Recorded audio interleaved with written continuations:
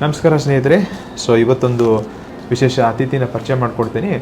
ಇವರಿಗೆ ಸುಮಾರು ಒಂದು 92-95 ಮೇಲೆ ವಯಸ್ಸಾಗಿದೆ. ಇವರು ಪುಟ್ಟಜ್ಜ ಅಂತ ಅವ್ರ ಹೆಸರು. ಕೂಲಿ ಮಾಡೋರು. ಯಾವ ಊರು ಅಂದರೆ ಮೇಲ್ಸಂಕ ಅಂತ. ಇದು ನಮ್ಮ ಹೊಸನಗರ ತಾಲೂಕಲ್ಲಿ ಬರುತ್ತೆ ಅಲ್ವಾ. ಹೊಸನಗರ ತಾಲೂಕು ಯಡೂರಿಂದ ಒಳಭಾಗದಲ್ಲಿ ಡ್ಯಾಮ್ ಹತ್ರ ಬರುತ್ತೆ. ಅದು ಕುಂಬ್ರಿವೇಲು ಆಮೇಲೆ ಮೇಲ್ಸಂಕ ಅಂತ ಹೇಳ್ತೀವಿ. ಏನು ಸ್ಟೋರಿ ಅಂದರೆ ಇದು ವಿಶೇಷ ಸ್ಟೋರಿ. 2017 ಇಸ್ವಿಯಲ್ಲಿ ನನಗೊಂದು ಕರೆ ಬರುತ್ತೆ.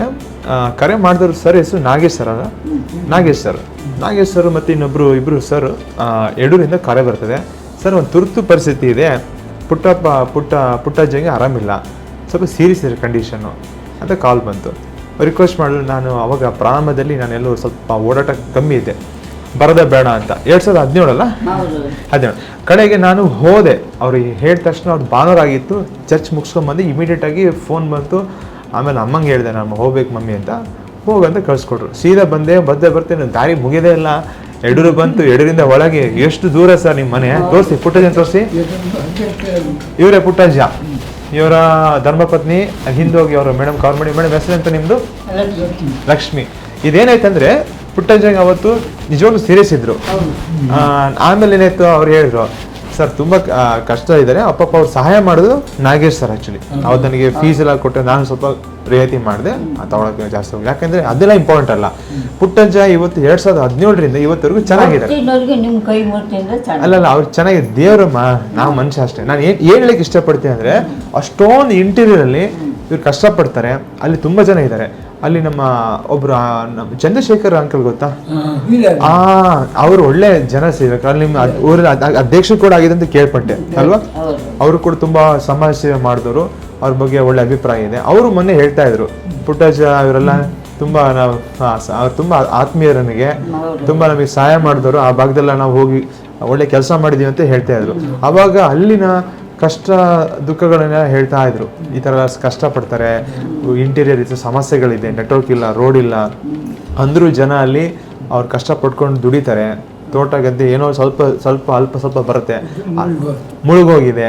ಅವರು ಎಲ್ಲ ಕಷ್ಟ ಹೇಳ್ತಾ ಇದ್ರು. ಮತ್ತು ಮೊನ್ನೆ ದಿವಸದಲ್ಲಿ ಸರ್ ಏನು ಗೊತ್ತಾ, ಒಂದು ನಮ್ಮ ಪೊಲೀಸ್ ಒಬ್ಬರು ಬಂದಿದ್ರು. ಯಾರಲ್ಲ, ನಮ್ಮ ಠಾಣೆಯ ನಗರ ಪೊಲೀಸ್ ಠಾಣೆ ವ್ಯಾಪ್ತಿಯಲ್ಲಿ ಅರುಣೋದಯ್ ಸರ್ ಅಂತಿದ್ದಾರೆ. ಅವರು ಬಂದು ಮನೆಗೆ ಪೊಲೀಸ್, ನಮ್ಮ ಗಸ್ತು ನಮ್ಮ ಹೊಣೆ ಅಂತ ಇದನ್ನು ಕೊಟ್ಬಿಟ್ಟು ಸುಮಾರು ಅವರು ಪಾಪ ಅವ್ರು ಡ್ಯೂಟಿಲಿ ಇದ್ದಾರೆ. ಆ್ಯಕ್ಚುಲಿ ನಾಳೆ ನಾಡ್ದನ್ನು ಅವರು ಇದು ಮಾಡ್ತೀನಿ ಅಂತ ಹೇಳಿದ್ರು, ಎಲ್ಲ ನಮ್ಗೆ ಕಂಪ್ಲೀಟ್ ಆಗುತ್ತೆ ಅಂತ. ಅವಾಗ ಈ ವಿಚಾರವನ್ನು ಬಂದಾಗ ಅವ್ರು ಹೇಳಿದ್ರು, ನಾನು ಎಲ್ಲ ಕಡೆ ಹೋಗಿದ್ದೀನಿ, ಅಲ್ಲೆಲ್ಲ ಸ್ವಲ್ಪ ತೊಂದರೆ ಎಲ್ಲ ಇತ್ತು, ಕೆಲವೊಂದು ನಕ್ಸಲ್ ಪೀಡಿತ ಪ್ರದೇಶ ಅಂತೆಲ್ಲ ಇತ್ತಂತೆ ಮೊದಲು. ಸೊ ಹಿಂದೆ ಭಾರಿ ಹಿಂದೆ ಇತ್ತು, ಎಷ್ಟೋ ವರ್ಷ ಹಿಂದೆ. ಸೊ ಅವರು ಎಲ್ಲ ಕಡೆ ಹೋಗಿ ಕವರ್ ಮಾಡಿದೆ ಅಂತ. ಆಕ್ಚುಲಿ ಇದು ಕ್ರೆಡಿಟ್ ಏನಂದ್ರೆ SP ಸರಿ ಕ್ರೆಡಿಟ್ ಹೋಗ್ಬೇಕಾಗತ್ತೆ. SP ಸರ್ ಬಂದು ಮಿಥುನ್ ಸರ್, ನಮ್ಮ ಶಿವಮೊಗ್ಗ SP ಬಂದು, ಸರ್ ನಿಮಗೆ ಈ ಒಂದು ಕ್ರಾಂತಿ ತಂಡದಿಂದ ಮತ್ತು ನಾನು ಡಾಕ್ಟರ್ ಆಗಿ ನಿಮಗೆ ವಂದನೆ ಸಲ್ಲಿಸ್ತೇನೆ. ಮನೆಗೆ ಪೊಲೀಸ್, ಇದು ರಾಜ್ಯ ಸರ್ಕಾರದ್ದು ಅಥವಾ ಶಿವಮೊಗ್ಗ ಜಿಲ್ಲೆಗೆ ಮಾತ್ರ ಸಂಬಂಧಪಟ್ಟಿದ್ದು ನನಗೆ ಗೊತ್ತಿಲ್ಲ. ಬಟ್ ಏನೇ ಇರಲಿ, ಇದು ದಿ ಬೆಸ್ಟ್ ಕಾರ್ಯಕ್ರಮ. ಯಾಕಂದರೆ ಮೊನ್ನೆ ದಿವಸದಲ್ಲಿ ಒಂದು ಥೆಫ್ಟ್ ಆಗುತ್ತೆ. ಆ ಥೆಫ್ಟಲ್ಲಿ ನಗರ ಪೊಲೀಸ್ ಠಾಣೆಯವರು ಬಹಳ ದೊಡ್ಡ ಕೆಲಸ ಮಾಡಿದ್ರು.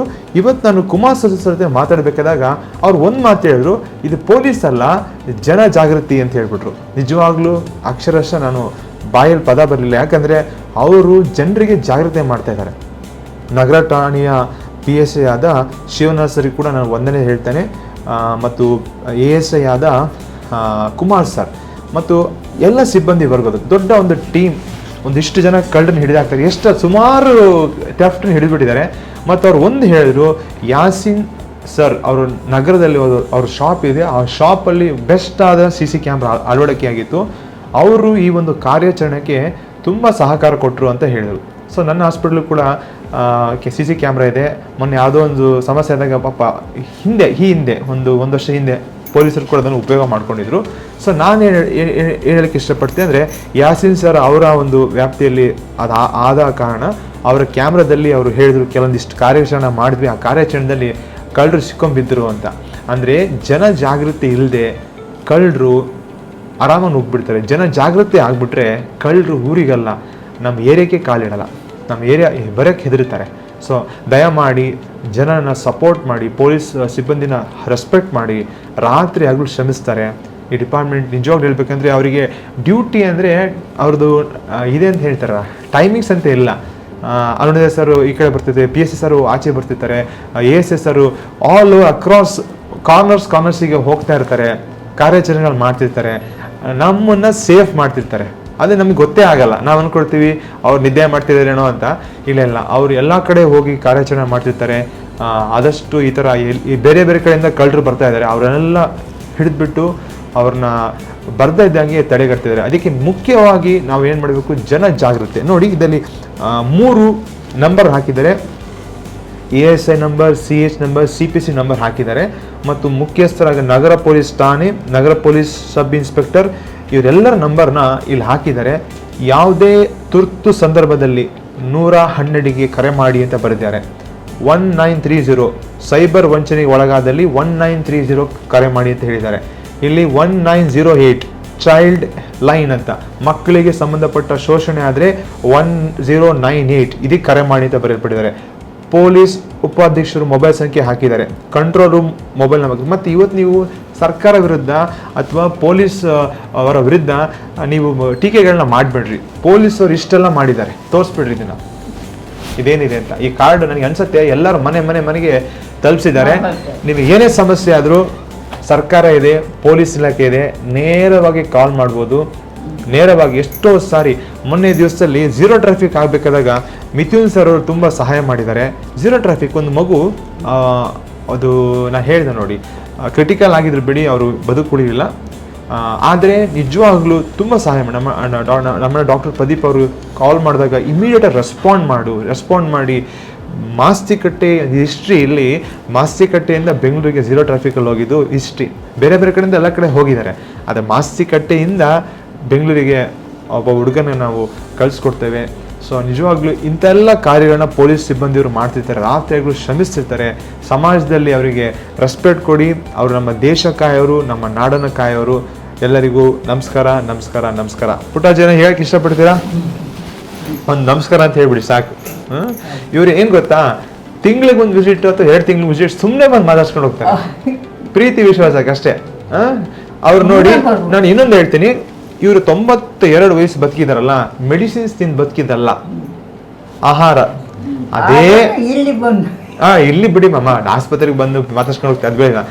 ಕೆಂಪಕ್ಕಿ ಇವ್ರು ತಿನ್ನೋ ಆಹಾರಗಳು ನೋಡಿ, ಕೆಂಪಕ್ಕಿ, ಈ ಕಾಳು ಸೊಪ್ಪು ತರಕಾರಿ ಅಲ್ವಾ. ಅವರಿಗೆ ನೀವು ಬ್ರೆಡ್ ಬಂದು ಕೊಡ್ರಿ, ತಿನ್ನಲ್ಲ. ಕಾಳು ಸೊಪ್ಪು ತರಕಾರಿ ತಿಂತಾರೆ, ಏನಿದೆ ಗಟ್ಮುಟ್ಟಾಗಿದ್ದಾರೆ ಅಲ್ವಾ. ಸೊ ಹಾಗಾಗಿ ಹಿರಿಯರು ನೋಡಿ ಗೌರವ ಮಾಡ್ರಿ. ಅವ್ರು ಏನು ತಿಂದ್ರು ಮಾಡಿದ ಜೀವನ ಶೈಲಿ ನೋಡ್ಕೊಳ್ಳಿ. ಇವ್ರು ಯಾವ ಹ್ಯಾಬಿಟ್ಸ್ ಇಲ್ಲ, ಎಷ್ಟು ಶಿಸ್ತು ಕ್ರಮಬದ್ಧವಾಗಿದ್ದಾರೆ ನೋಡಿ. ಹ್ಯಾಬಿಟ್ಸ್ ಮಾಡಿದ್ರು 45-50 ಡಮ ಅಂದ್ಬಿಡ್ತಾರೆ. ಇವರು 92 ಅಲ್ಲ 100 ದಾಟಿರ್ಬೋದು ಅಲ್ವಾ. 98, 99, 100 ಆಗಿರ್ಬೋದು. ನೋಡಿದ್ರೆ ಗೊತ್ತಾಗತ್ತೆ, ಯಾರು ಬೇಕೋ ಗೊತ್ತಾಗ್ತಾರೆ. ಸೊ ಹಾಗಾಗಿ ದೀರ್ಘವಾಗಿ ಬದುಕಿ, ಸುಖವಾಗಿ ಬದುಕಿ, ಒಟ್ಟು ದೇಶಕ್ಕೊಂದು ಒಳ್ಳೇದು ಮಾಡಿ ಅಂತ ಹೇಳ್ತಾ ನಾನು 2 ಮಾತನ್ನು ಮುಗಿಸ್ತೇನೆ. ನಮಸ್ಕಾರ.